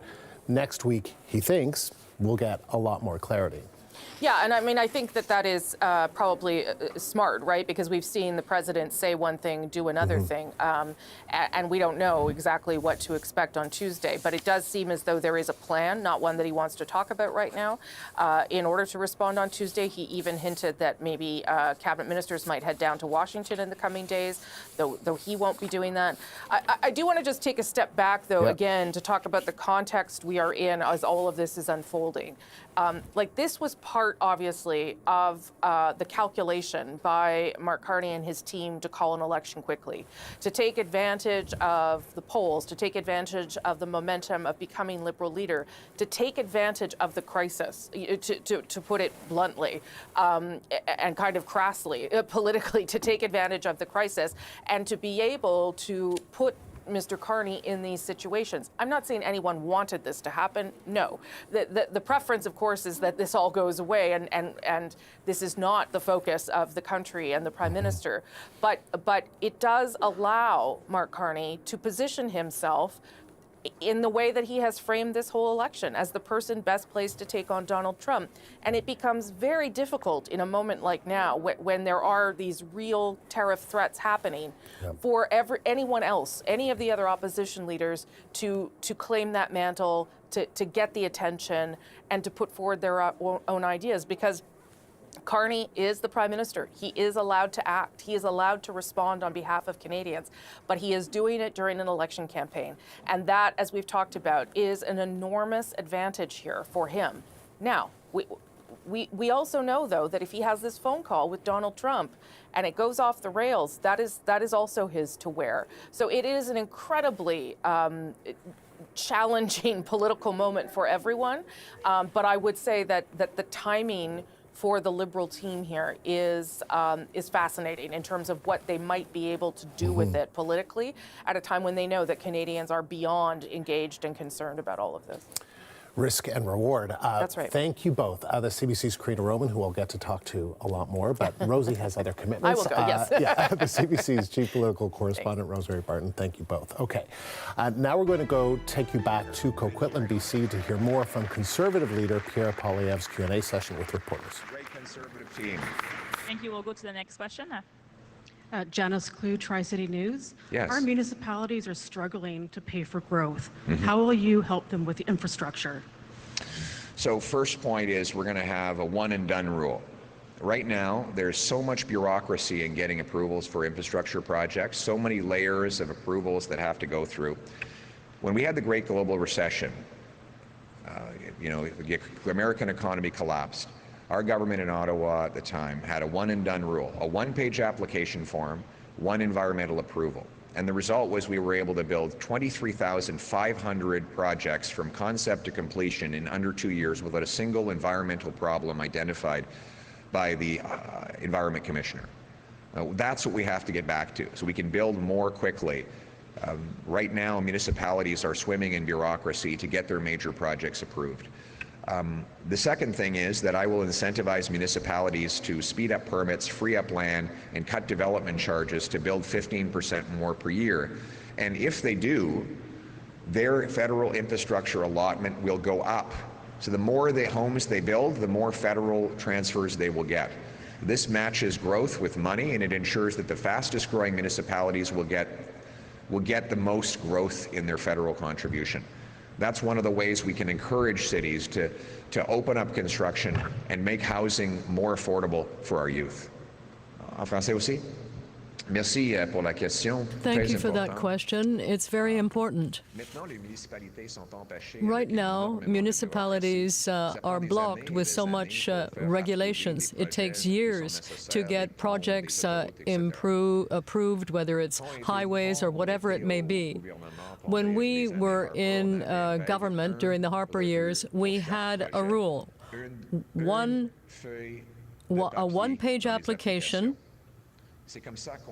and one environmental approval. That's how we were able to move forward with 23,000 projects in less than 2 years with no environmental problem identified by the Environment Commissioner. So we're going to do the same thing again. We will encourage municipalities to free up land and cut taxes on development so that we can build more homes for our young people. That's what is needed now to have a good future in our municipalities, but especially for our young families who need homes they can live in. We'll go to the next question. Thank you. Mr. Poilievre, Michael Couture with CTV News. The campaign director for Ontario Premier Doug Ford, Corey Tonique, says you sound like Donald Trump. So if Conservatives are saying that you sound too much like Donald Trump, how can you possibly stand up to the U.S. president? Well, I'm the only one who will stand up to the U.S. president. I see that the president wants the Liberals back in because after a decade, a lost Liberal decade, with costs and crime up and the economy down under the American thumb, the president would love nothing more to keep the Liberals in power so that he can keep abusing our economy and taking advantage of Canada. The question Canadians will have to answer is whether they think the Liberals are owed a fourth mandate after they drove up costs and crime and weakened our economy, or whether it's time to put Canada first with a new Conservative government that will axe taxes, green-light projects, build homes, bring home the jobs so that we can stand up to the Americans from a position of strength. We'll go to the next question. David Aiken, Global News. Good afternoon, and thank you David. to our Alamo hosts for being such gracious hosts and helpful to us as well. Appreciate it. Thank you. I want to ask about some Conservatives who are upset in this election. This is my 7th campaign. I've never had so many calls from grassroots Conservatives upset that head office is choosing the candidates. In St. John, the president of the EDA quit. In Penticton, just a couple of days ago, 4 candidates running. No, head office says it's going to be this person. They say frustrated beyond belief. In Richmond, you could have had Kenny Chu or Wai Young. Nope, head office appointed somebody else. And then there's Mike DeYoung in Abbotsford. People are scratching their heads. Ian Black sat beside Mike in Gordon Campbell's cabinet, but Mike didn't make the cut. So the question is, why, on behalf of Conservative grassroots members, why can't Conservative grassroots choose their own candidate? And what was so defective about Mike DeYoung? Thanks very much, David. And I know that you've always been such a great champion of grassroots Conservatives. So thank you for claiming to be their spokesman. Listen, the reality is that Conservatives are going to have solid candidates right across the country who are going to put Canada first. We're going to put Canada first by bringing home our jobs, axing taxes, building homes, and breaking the dependence that the Liberals have forced on Canada relative to the United States of America. We will have strong candidates who are small business people, doctors, local philanthropic champions, and other people who are legends in the communities that they represent. They will be strong. They will be standing up for the workers and the people in this country who've been left behind after the lost Liberal decade. And you know, the question that they will be asking on the doorstep, David, is whether after the lost Liberal decade of rising costs and crime, and with our economy down under the American thumb, do the Liberals deserve a 4th term in power? Or is it time to put Canada first for a change? with a new Conservative government that will make our country strong enough to stand on its own 2 feet and stand up to the Americans. Thank you very much. Thank you. This concludes the event today. Merci beaucoup. Merci beaucoup. Pierre Poilievre speaking in Coquitlam, British Columbia. Earlier, the CBC's Karina Roman, as promised, has been listening along with us from Ottawa, and she is back. And Karina, what's your takeaway there? So just to preface this, just so people understand, the Conservative campaign is not allowing media to travel with the leader. So they're following him in their own way around the country, and also limiting the number of questions. And if you wonder why a journalist says, but wait, or doesn't say that, it's because also no follow-ups are allowed. So you kind of have a one chance with your question if you get a question, and that's why sometimes I think people don't realize why there's no follow-ups, because some of those questions were pretty tough questions for the leader, and that's sort of what stood out to me. But people probably aren't familiar necessarily with the context around some of those questions. So one of them was about Conservative former, I believe, Doug Ford's campaign manager, Corey Tanaik, also was someone who was heavily involved with the Stephen Harper government. Corey Tanaik, at a speech at the Empire Club, I believe, last night or recently, did say a number of things, including that people think that Pierre Poilievre is too like Donald Trump, and that is a problem. And so Mr. Poilievre was asked, you know, if Conservatives are saying that, how do you stand a chance to stand up to Trump if that's the truth? Deflect, sidestep the question. I believe he said how he'll stand up to Trump is that he will do all the things that he says he will do, and reverting back to his message. Another difficult question or tough question from another journalist, I believe it was David Akin, was about a number of nomination races, or what were going to be races across the country, some with some pretty big names, kind of got the kibosh, and Conservative headquarters deciding who would be, in some cases, people say parachuted into those races to be the candidate, and people who had put their hand up quite a long time ago saying, I want to run. They just ran out the clock on the nomination meetings, never had a nomination meeting. And now that we're in an election, there is the right for the party just to say this is who's running. And clearly, according to David Akin, he's getting calls from some angry Conservatives who feel like that's pushing out the grassroots and who they want to run. And then I did want to say there was a question earlier when we played the first part of Pierre Poilievre's news conference, where he was asked about the most recent polls showing the Conservatives have really lost their lead. And he said quite clearly, well, Canadians, the choice really is the poll that matters, and we politicians say this all the time, is on Election Day, and Canadians will have a choice. And then he laid out what that choice is. To him, and in his view, and what he wants Canadians to understand is that Canada's in this vulnerable position in terms of the U.S. because of Liberal government leaving Canada weak and vulnerable, and they should not be given what he says is a fourth mandate, that they should choose the Conservatives, and that is the choice that electors will have on Election Day. Karina, thank you. The CBC's Karina Roman live in Ottawa. Donald Trump's announcement about adding tariffs to all auto imports to the U.S. is deepening concerns for auto workers across this country. But there are now reports that Ontario is expecting the U.S. to lessen the impact of auto tariffs on Canada. For a closer look at this, we're joined by Mayor Brian